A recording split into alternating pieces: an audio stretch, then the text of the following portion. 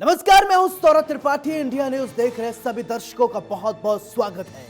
इंसानियत और जुर्म का पुराना नाता है, हमारे चारों ओर फैला है जुर्म का मकर जाल।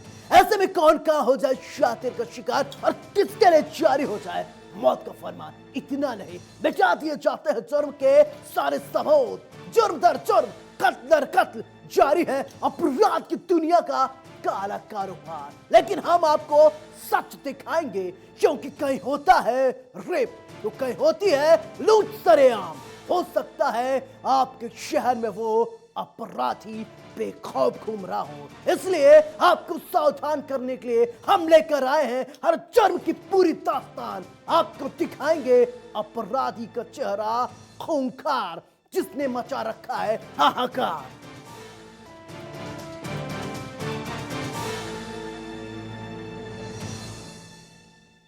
आज हम कानपुर की एक ऐसी तस्वीर, एक ऐसी घटना के बारे में आपको बताएंगे जिसे सुनने के बाद कानों में सन्नाटा और आंखों के सामने अंधेरा छा जाएगा।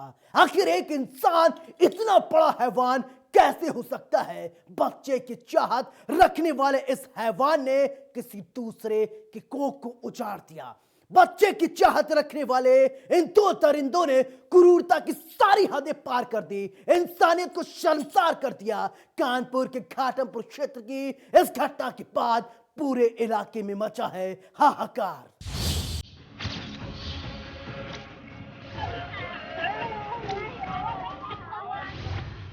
तंत्र मंत्र से औलाद की चाहत ने हैवान बना दिया।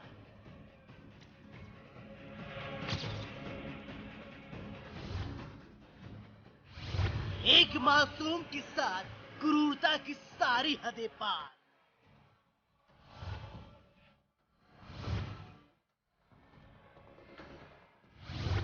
हत्या, पेट फाड़ कर खाया लीवर।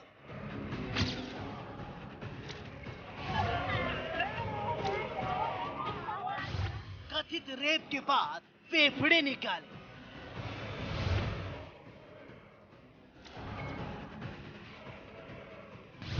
इंसानियत को शर्मसार कर देने वाली घटना।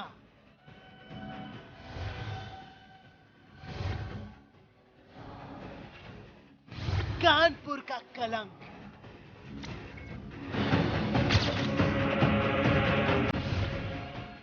आज हम आपको कानपुर की एक ऐसी घटना के बारे में बताने जा रहे हैं जिसे सुनने के बाद कानों में सन्नाटा और आंखों के सामने अंधेरा छा जाएगा। आखिर एक इंसान इतना बड़ा हैवान कैसे हो सकता है? बच्चे की चाहत रखने वाले इन दरिंदों ने क्रूरता की सारी हदें पार कर इंसानियत को शर्मसार कर दिया। इंसान के नाम पर हैवान है ये दोनों। जी हाँ, आपकी टीवी स्क्रीन पर दिख रहे ये दोनों लोग कानपुर के कलंक हैं। जी हाँ, सही सुना आपने, कानपुर के कलंक।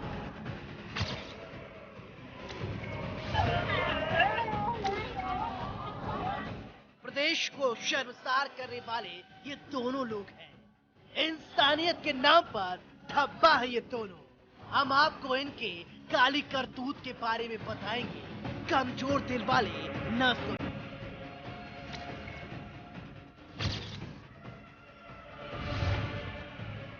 खाकी के सामने हथकड़ी में बंधे ये दोनों शख्स इंसान नहीं, हैवान है, नरपिशाच है। इंसान के नाम पर ये दोनों कलंक हैं। इनके लिए जितने भी कठोर शब्दों का इस्तेमाल किया जाए, इनकी गाली करतूत को देखने और सुनने के बाद सब कम लगता है। जी हाँ, कानपुर में 6 साल के मासूम बच्ची के साथ बेहद विभत्स घटना को अंजाम दिया गया है। पुलिस अधिकारी की माने तो पुरुषोत्तम के कोई संतान नहीं थी और काला जादू से वो औलाद चाहता था। इस वजह से पड़ोसी के बच्चे को पहले अगवा किया और फिर उसके साथ दरिंदगी की सारी हदें पार कर दी।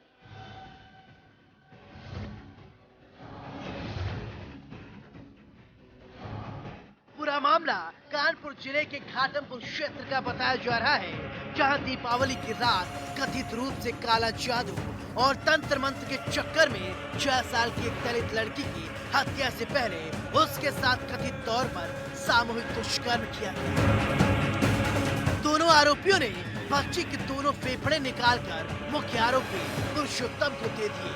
पुरुषोत्तम को काला जादू करने के लिए इन अंगों की जरूरत थी। पुरुषोत्तम को रविवार को ही गिरफ्तार कर लिया गया था, जबकि उसकी पत्नी को वारदात में शामिल होने की आशंका के आधार पर हिरासत में ले लिया गया है। पुरुषोत्तम ने शुरू में पुलिस को भ्रमित करने की कोशिश की, लेकिन सख्ती से पूछताछ के बाद उसने सारा सच उगल दिया और कहा कि उसकी शादी 1999 में हुई थी, लेकिन अब तक उसकी कोई संतान नहीं है। पुरुषोत्तम ने बताया कि उसे औलाद हासिल करने के लिए काला जादू करने की सलाह दी गई थी। इसके लिए किसी बच्चे के फेफड़े की जरूरत थी, इसलिए उसने अपने भतीजे अंकुल और उसके मित्र वीरन को अपने पड़ोसी की बच्ची अगवा करने के लिए कहा था। थाना घाटमपुर के ग्राम भद्रस में कल सुबह एक 7 वर्षीय बच्ची का शव बरामद हुआ था। इस संबंध में थाना घाटमपुर पर 302-201 आईपीसी का अभियोग पंजीकृत किया गया। घटना के खुलासे के लिए कई टीमें लगाई गईं। इस दौरान ये जानकारी हुई कि जो पीड़ित परिवार है उसके पड़ोस में ही रहने वाले बीरन और अंकुल नाम के 2 लोग हैं, 2 लड़के हैं जो इस घटना में शामिल हो सकते हैं। उनको संदेह के आधार पर उठाया गया और जब उनसे पूछताछ की गई तो उन्होंने बताया कि हाँ, उन्होंने ये घटना किया है और इस घटना को करने में उसके लिए परशुराम, जो उनका चाचा है, अंकुल का चाचा है, उसने कुछ पैसे बीरन को और अंकुल को दिए थे। वारदात की जानकारी मिलते ही पुलिस विभाग में हड़कंप मच गया। पुलिस विभाग ने किसी भी आरोपी को मीडिया के सामने अभी तक नहीं किया, जो सवालों के घेरे में भी है, जिसका ठीकरा खुद पुलिस अधिकारियों की बयानबाजी से। इस घटना को करने के पहले चूंकि दोनों ने शराब पी थी, इसलिए जाने के बाद वहां उस लड़की से दुष्कर्म भी करने का प्रयास किया गया और इसके बाद उसको काट करके और उसका लीवर लगा करके परशुराम को दिया गया था।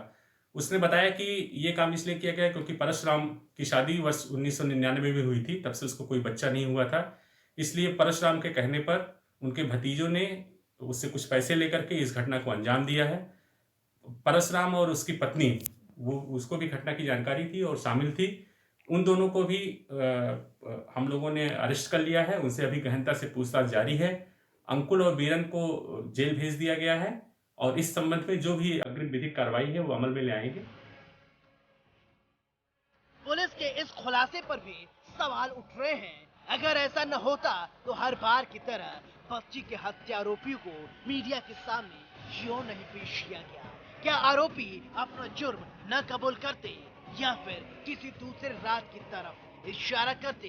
ये तो वक्त बताएगा, जब 2 हत्या आरोपियों को गुपचुप तरीके से जेल भेजने वाली पुलिस बच्ची का कलेजा लेने वाले चाचा को भी सोशल मीडिया पर दिखाकर जेल भेज देगी।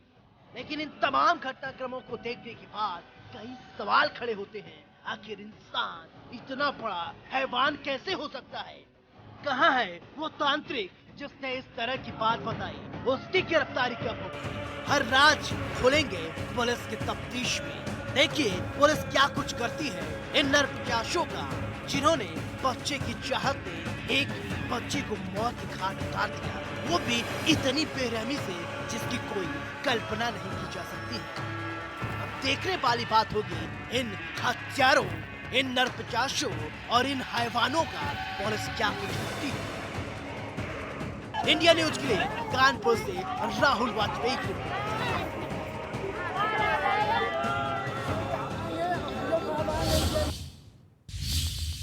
प्रदेश सरकार की तरफ से महिलाओं के लिए लगातार सुरक्षा की बात कही जाती है। सरकार अपने स्तर पे कोशिश भी करती है, लेकिन इंसान की शक्ल में हैवान बन चुके लोग हैं कि मानते नहीं। फतेहपुर जिले के असोधर थाना क्षेत्र के छिछनी गांव में नाबालिग बच्ची चना का साग तोड़ने गई थी। परिजनों को क्या पता था आज उनकी बेटी चना के साग तो तोड़ने गई लेकिन वो वापस नहीं आएगी।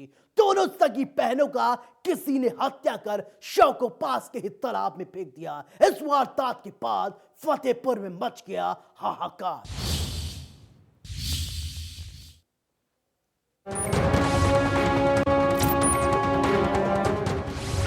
बढ़ता आपराधिक ग्राफ,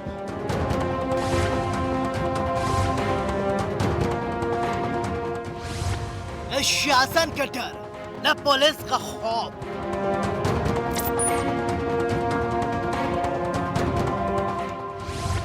इतने बेलगाम हो गए हैं अपराधी।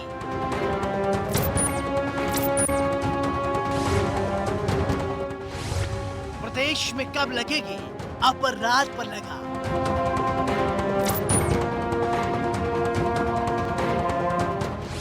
दो सगी बहनों की हत्या के बाद हाहाकार।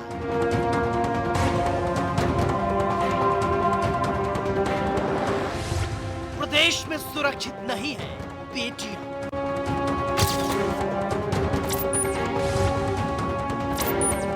एक तरफ प्रदेश सरकार बेटियों को बचाने के लिए तमाम तरह की योजना चला रही है, दूसरी तरफ महिलाओं और बेटियों पर हो रहे अत्याचार कम होने का नाम ही नहीं ले रहा है।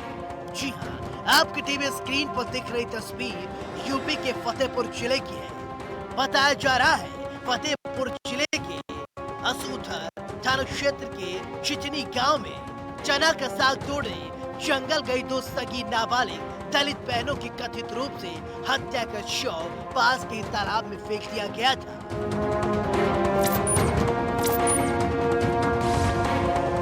वारदात की जानकारी मिलते ही इलाके में हाहाकार मच गया। लोग हैरान हैं, परेशान हैं, आखिर ये क्या हो गया। दरअसल गांव के दिलीप निर्मल का परिवार गांव में ही रहता है। दिलीप रोजी रोटी की तलाश में परदेश में नौकरी करता है। सोमवार की दोपहर दिलीप निर्मल की दो बेटियां किरण जिसकी उम्र 12 साल की बताई जा रही है और शुभी जिसकी उम्र 8 साल की बताई जा रही है, दोनों बहन चना के खेत में साग तोड़ने के लिए गई थी। शाम तक जब वापस नहीं आई तो परिजनों ने खोजबीन शुरू की लेकिन कोई सुराग नहीं मिला।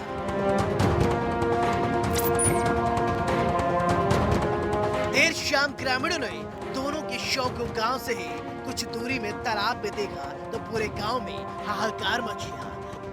तालाब में सिंघाड़ा बोए गए हैं और दोनों सगी बहनों में एक की आंख में चोट के निशान भी बताए जा रहे हैं।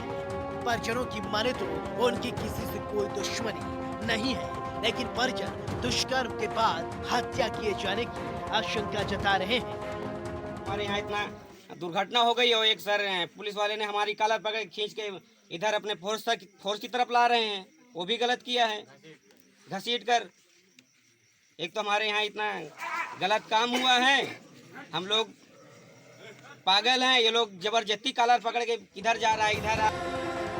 वारदात की जानकारी पुलिस को दी गई। मौके पर पहुंचे पुलिस की टीम फोरेंसिक टीम के साथ पहुंची।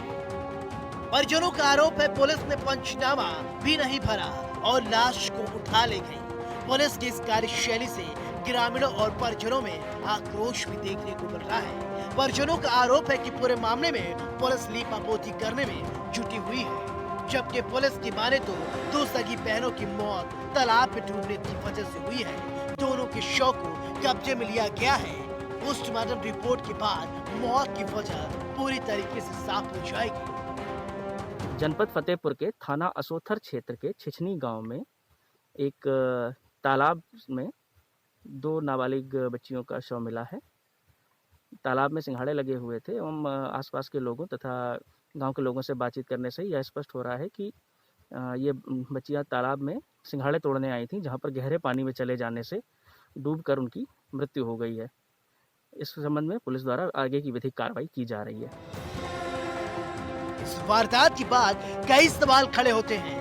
आखिर दोनों सगी बहनों की हत्या किसने की? क्या जिस खेत में वो चने की साग तोड़ने गई थी उसके मालिक ने की या फिर परिवार के किसी से पुरानी रंजिश थी? यहाँ खाकी की भूमिका पर भी सवाल खड़े होते हैं। आखिर पुलिस पूरे मामले को लेकर लीपापोती क्यों करने में लगी है, जैसा कि परिजनों ने आरोप लगाया है। खैर, पुलिस ने मामला दर्ज कर लिया है। अब देखने वाली बात होगी कि पुलिस पूरे मामले से कब पर्दा उठाती है। इंडिया न्यूज के लिए फतेहपुर से ब्रजेश कुमार की रिपोर्ट।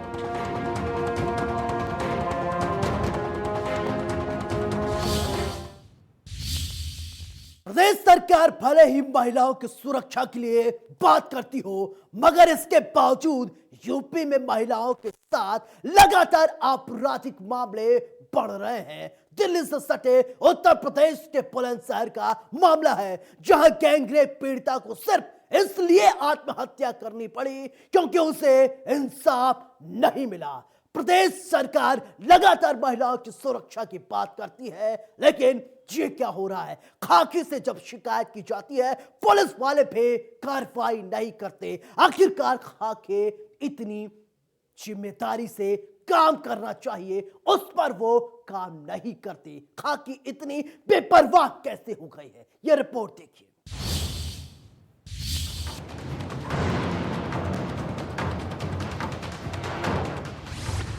महिलाओं पर बढ़ता आपराधिक मामले।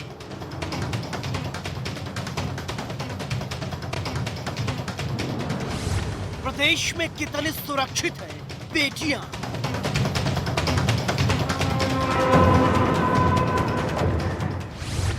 बेटियों की सुरक्षा कौन करेगा?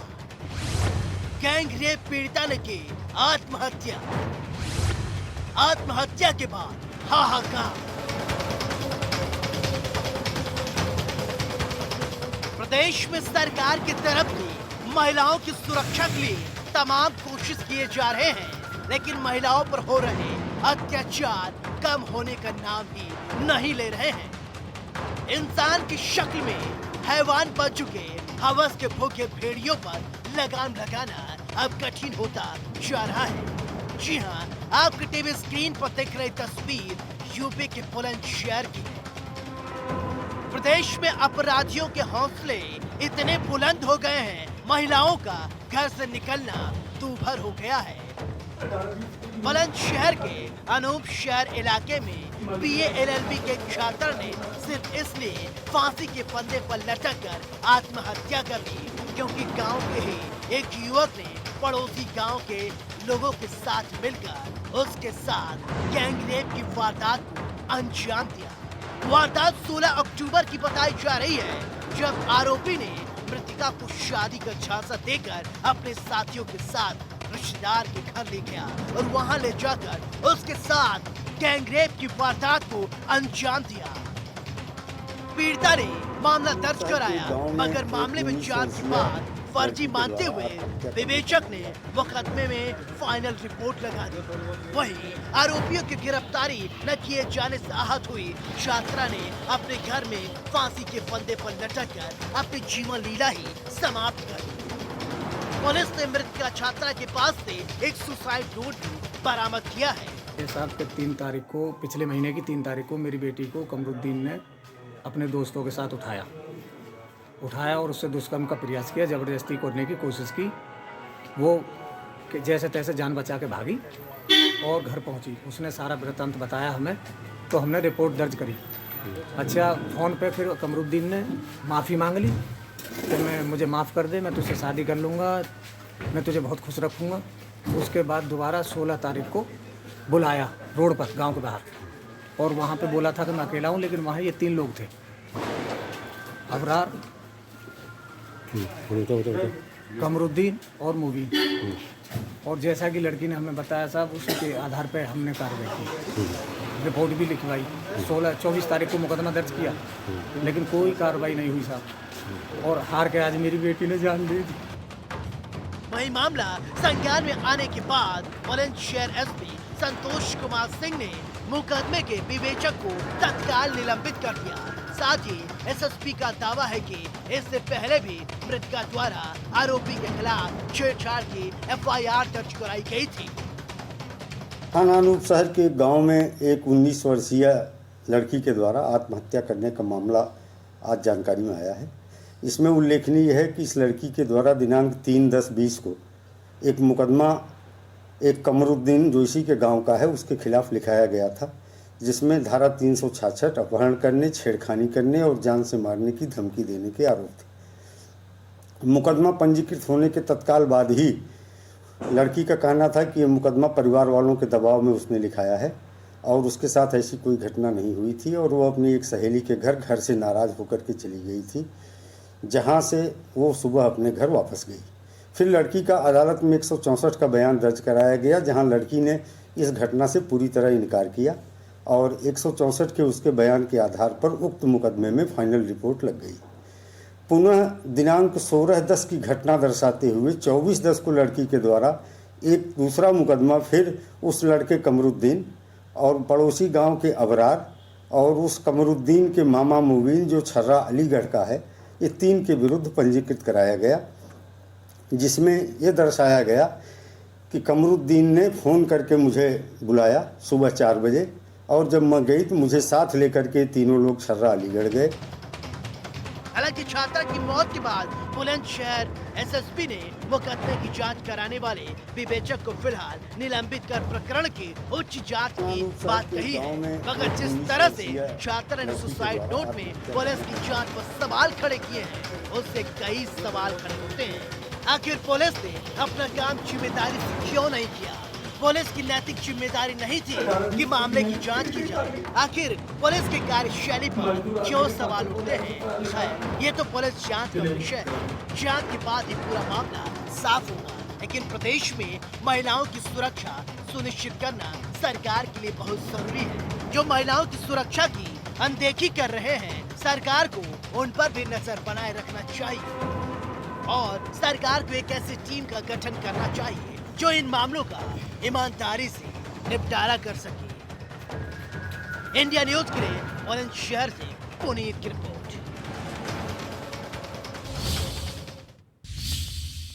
क्या प्रदेश में महिलाएं और बेटियां घर में भी सुरक्षित नहीं हैं? हम आपको दिखाएंगे कि घर में भी बेटियां सुरक्षित नहीं है। मुरादाबाद में एक नाबालिग घर में थी, मौके का फायदा उठाकर पड़ोसी बर्तन मांगने के लिए पहुंचा और घर में घुसकर उसकी नीयत खराब हो गई और उसने बेटी के साथ कर दिया।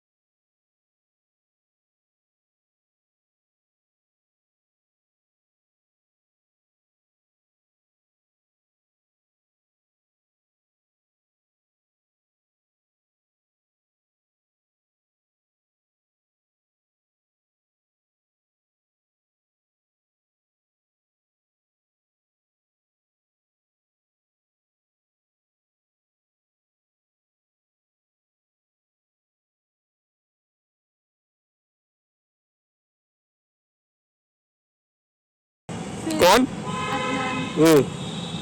प्लेट चम्मच लेने गई मैं किचन में, तो क्या मैंने कुंडी लगा ली गेट की मैंने।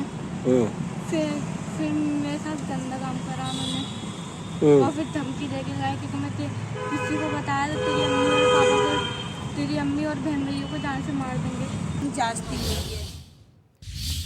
हाहाकार में मेरे साथ फिलहाल इतना ही। दीजिए अपना दोस्त सौरभ त्रिपाठी को इजाजत। लेकिन चलते चलते दोस्तों एक गुजारिश, सावधान रहें, सुरक्षित रहें और अपना ख्याल रखें। नमस्कार।